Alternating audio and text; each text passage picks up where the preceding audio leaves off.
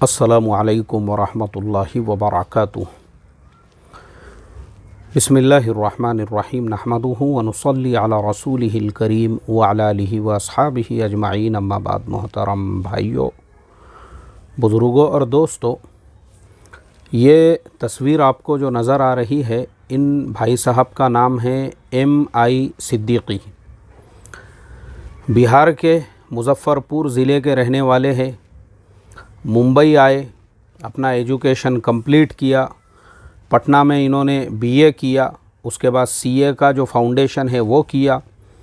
Computer के भी बहुत सारे कोर्सेस वगैरह किए। मुंबई में आने के बाद कैडबरी कंपनी में और इसी तरह से कोका कोला में जॉब करते रहे और उसके बाद फिर अपना ख़ुद का बिज़नेस जब खड़ा किया, ऐसे हालात के अंदर के जॉब जा चुकी थी और जॉब जाने के बाद में फिर इन्होंने क़र्ज़ लेकर सिर्फ़ 5,000 रुपये से अपने बिज़नेस की इन्होंने बुनियाद डाले और बुनियाद डालने के बाद अपने बिज़नेस को इस लेवल पे लेकर गए कि 3 सालों तक अपने गांव नहीं गए। वालिद साहब को जब इन्होंने कहा कि मैं जॉब छोड़ चुका हूं, अब मेरे पास कोई काम धंधा नहीं है, मैं अपना ख़ुद का कुछ करना चाहता हूं, आप मुझे क़र्ज़ दीजिए। तो वालिद साहब ने कहा, हम पहले ही तुम्हारे ऊपर बहुत पैसा ख़र्च कर चुके हैं, अब तुम उधर ही, इधर हमको सूरत भी नहीं बताना, हम तुमको 1 रुपया भी नहीं देंगे। 3 सालों तक ये मेहनत करते रहे। इन्होंने बैग का बिज़नेस शुरू किया। बड़ी बड़ी कंपनियों के पास में ये गए। वहाँ जाने के बाद में उनके ऑर्डर्स लिए। वो कंपनियों का जो माल था वो बनाकर उनको देने लगे। इनकी क्वालिटी अच्छी थी। फिर दूसरे कंपनियों ने इनको ऑर्डर दी और जब ये अपनी ख़ुद की कंपनी, ख़ुद की फैक्ट्री इस्टेब्लिश कर चुके थे, 3 सालों में जो है बिज़नेस को अच्छी तरह से जमा चुके थे, उसके बाद ये अपने गांव गए। गांव जाने के बाद में इन्होंने शोरूम से एक गाड़ी बुक की, कार बुक की और सीधा अपने घर पे जब पहुँचे, वालिद साहब और पूरे ख़ानदान के लोग इनको मिलकर रोने लगे और सारे घर वाले कहने लगे कि तुम 3 सालों से कहाँ थे।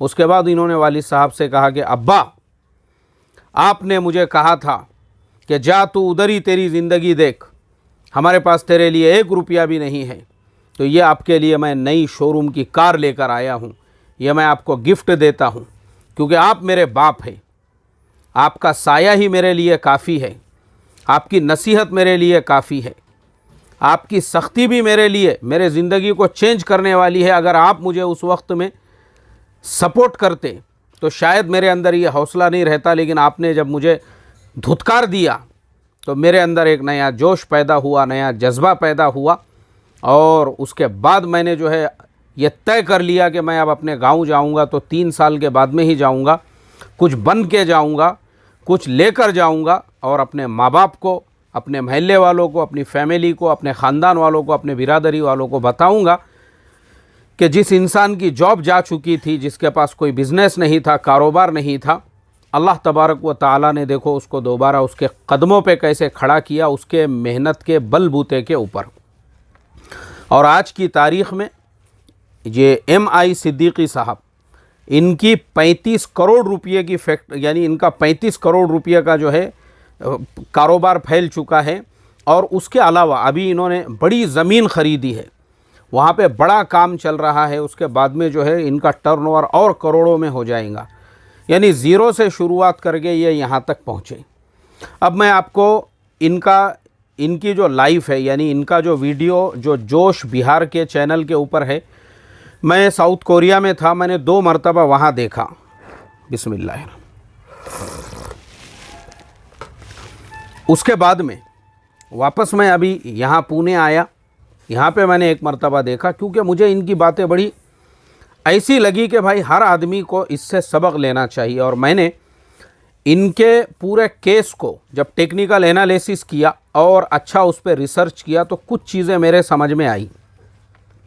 सबसे पहली चीज़ ये हायर एजुकेटेड है, ज़ाहिर में आपको नज़र आ रहा होगा, माशाल्लाह पाजामा है, कुर्ता है, टोपी है, चेहरे पे दाढ़ी है, एक मौलवी वज़ाक़ता में आपको नज़र आ रहे होंगे। लेकिन सबसे बड़ी बात यह है कि इन्होंने अपना जो क्वालिफ़िकेशन था ये BCom है, इन्होंने CA का फाउंडेशन कंप्लीट किया हुआ है। कंप्यूटर के बहुत सारे कोर्सेस किए हुए हैं और कैडबरी कंपनी के जैसे कंपनी के अंदर मार्केटिंग का इन्होंने काम किया।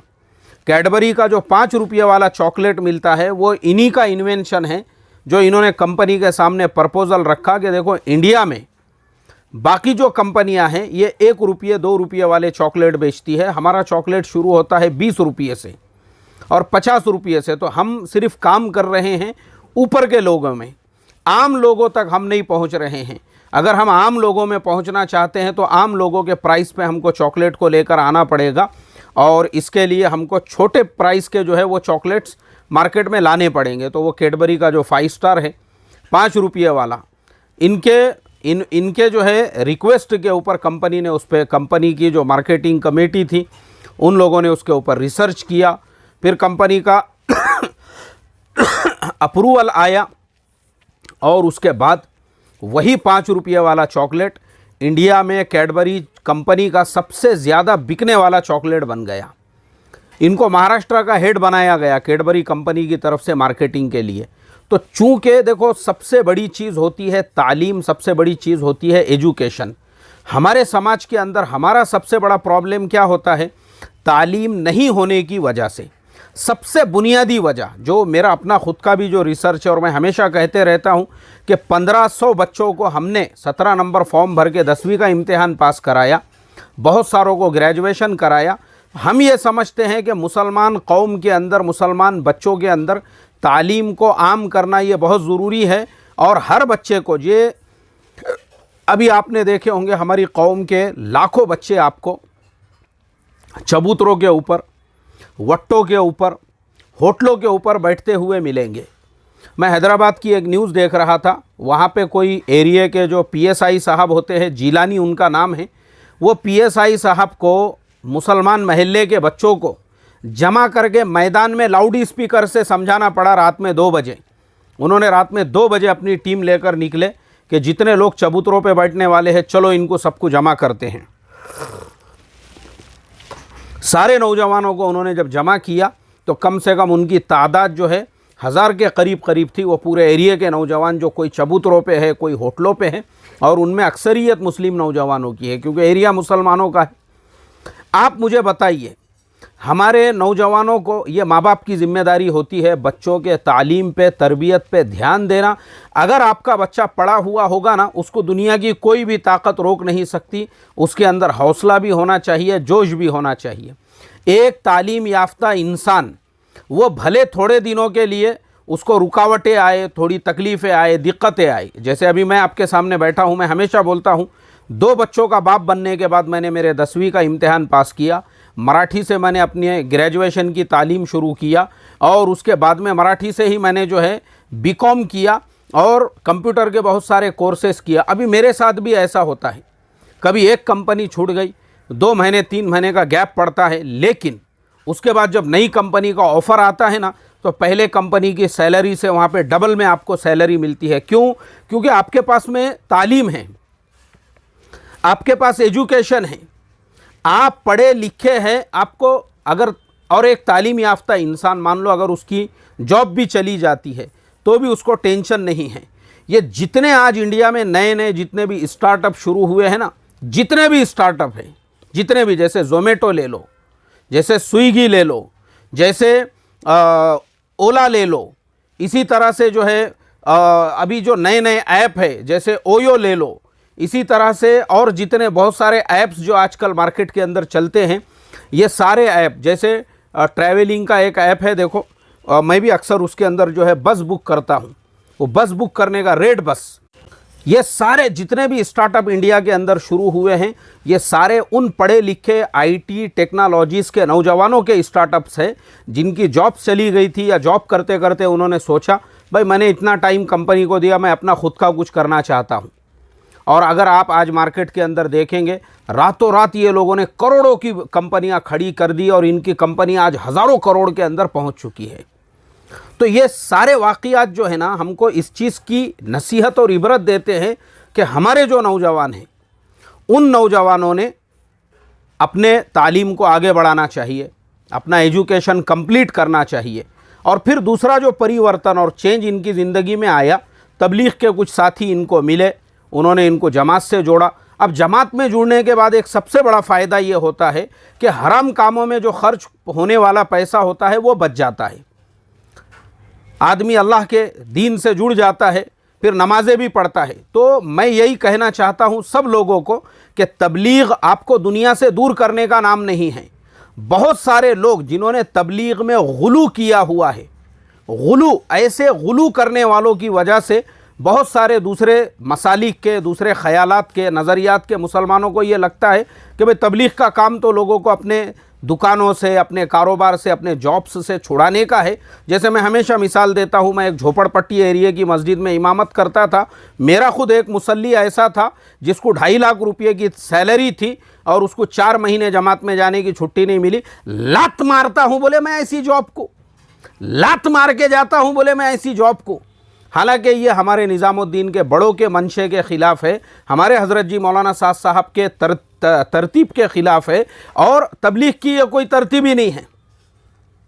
तबलीग का काम उसूलों पे करने का काम है। आप जिस लाइन में लगे हुए हो, मैं हमेशा बम्बई के साथियों की मिसाल देता हूँ।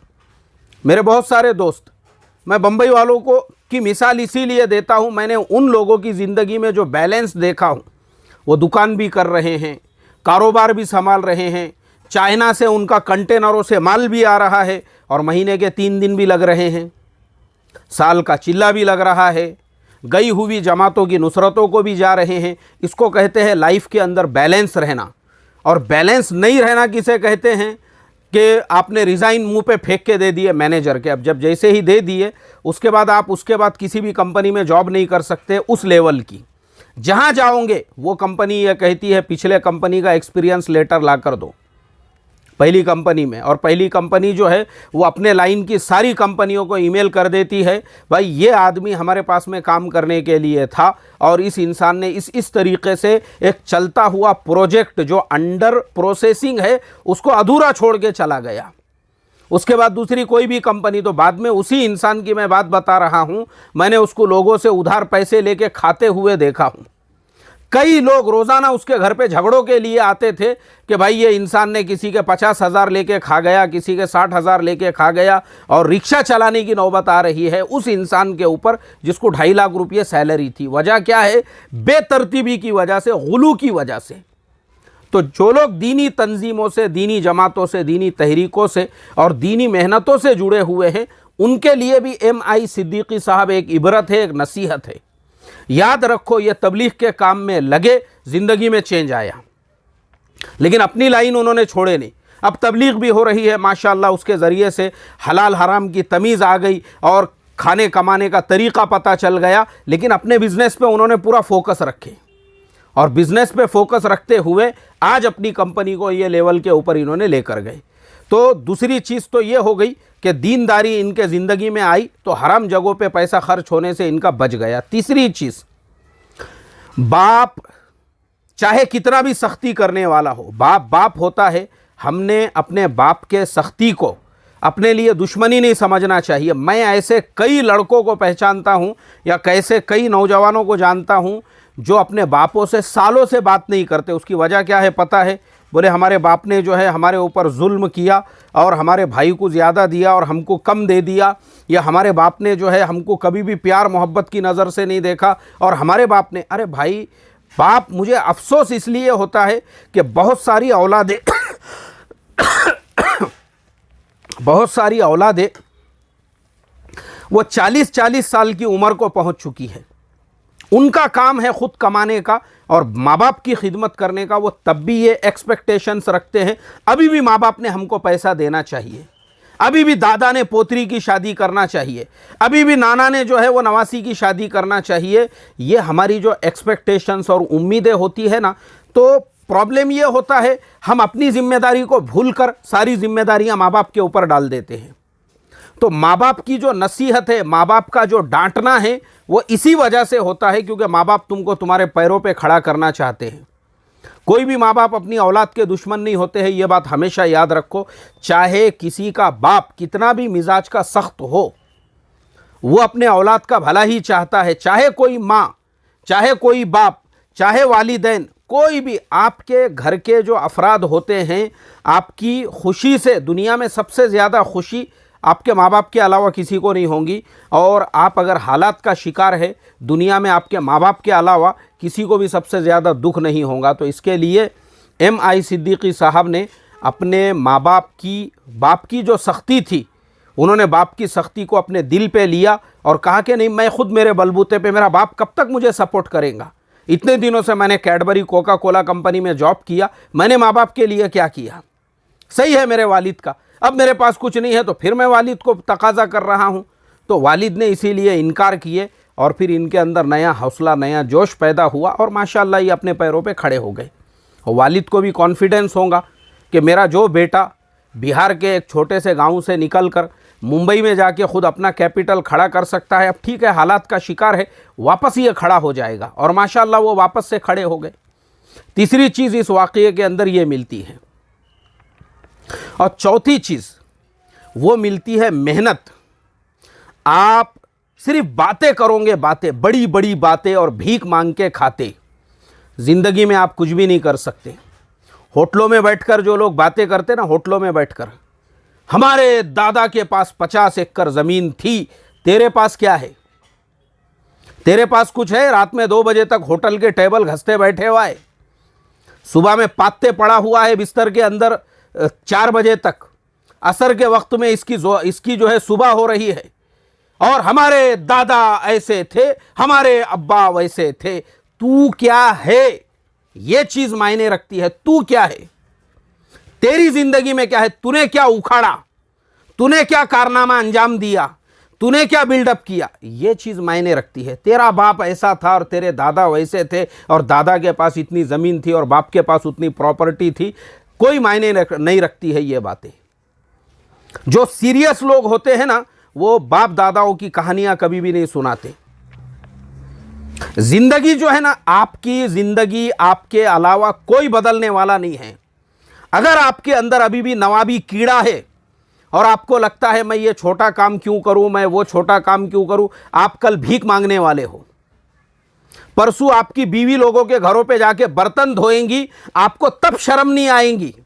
तब भी आप जो है गोधड़े में से दादा की पुरानी शेरवानी निकाल के उसको इस्तरी विस्तरी माल के अपना जीना कैप पहनकर ऐसा समझोगे मैं भी नवाबों की बची कुची खुरचन हूं। कोई फायदा नहीं है इससे। अपनी झूठी शान, अपना झोपड़पट्टीपन, घर में खाने को जवारी बाजरी नहीं और बाहर शेरवानी पहन के शाइनिंग चालू है, कुछ फायदे का नहीं है ये। तुम्हारी लाइफ तुम्हारे अलावा कोई नहीं बदल सकता है।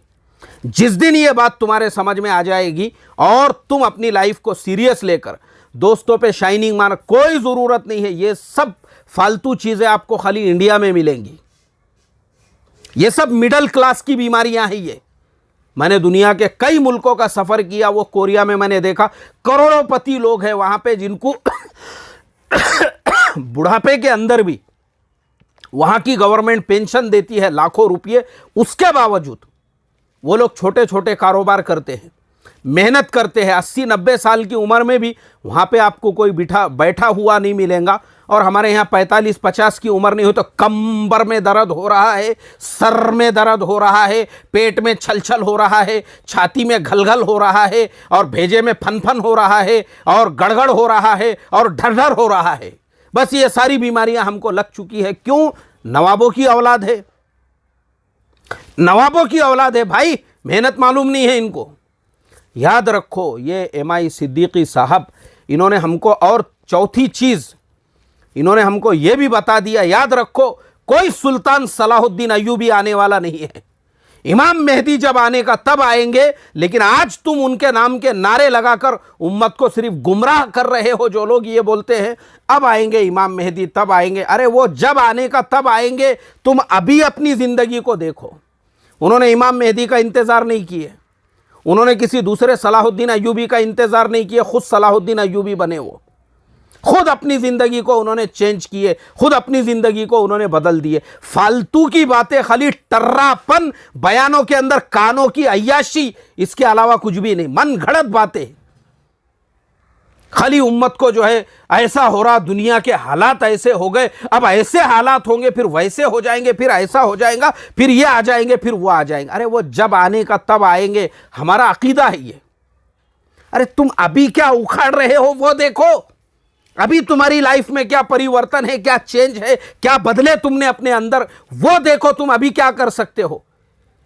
मुझे तो इतनी हैरत होती है, मैं ऐसे टर्रों को जब देखता हूं, लोगों से कर्जे लेके बैठे हुए हैं और ऐसी दानिशमंदी की बातें, मुंडिया झुकी हुई, ऐसी गहरी गहरी बातें। अरे कायकू भाई, अभी जो हाल है, हाल के अम्र को पहचानो। वो मालूम ही नहीं है हाल का अम्र क्या है, तो सिर्फ अफसानवी बातें, किस्से, कहानियां, ख्वाबों की जिंदगी। यही आज के मुसलमानों का सबसे बड़ा प्रॉब्लम है, जो एक मैजिकल जिंदगी जी रहे हैं, जबकि ये जिंदगी एक लॉजिकल और प्रैक्टिकल है। यहां पे मैजिकल बातों की कोई अहमियत, कोई हैसियत, कोई औकात नहीं है। सुल्तान सलाहुद्दीन अय्यूबी आएंगे? कोई नहीं आएंगे। तुमको खुद को बनना पड़ेगा। अपनी जिंदगी चेंज करो, मेहनत करो, दुनिया की परवाह करना छोड़ दो। ऐसे लोग जो तुम्हारी बराबरी नहीं कर सकते, उनकी औकात भी नहीं है तुम्हारी बराबरी करने की, वो सिर्फ तुम्हारा गू खा सकते हैं, गंदगी खा सकते हैं, तुम्हारे पीठ पीछे तुम्हारी गिलाजत खा सकते हैं, उसके अलावा और कुछ नहीं कर सकते हैं। ऐसे लोगों पे ध्यान देना अपनी एनर्जी बर्बाद करना है। याद रखो, मेरी सब लोगों को नसीहत है, तुम्हारे खिलाफ साजिशें करने वाले, तुम्हारे ऊपर जलने वाले, वो तुम्हारे मोहसिन है। वो तुमको इस चीज़ का सबूत दे रहे हैं कि तुम जिंदगी के अंदर आगे बढ़ रहे हैं, तरक्की कर रहे हैं। इसलिए तुमने ऐसे चीज़ों के ऊपर खुश होना चाहिए बजाय नाराज़ होने के, लेकिन अपने गोल के ऊपर आपने फोकस देना चाहिए। बदलो अपनी ज़िंदगी को, बदलो। तुम्हारी ज़िंदगी तुम्हारे अलावा कोई बदलने वाला नहीं है। ये तुम्हारे सामने मिसाल है MI सिद्दीकी साहब। इन्होंने आज़्म किया, इरादा किया, ठान लिया, अपनी ज़िंदगी को बदल दिया। अब आपके हाथ में है, तुमको अकाबिर बनने का है।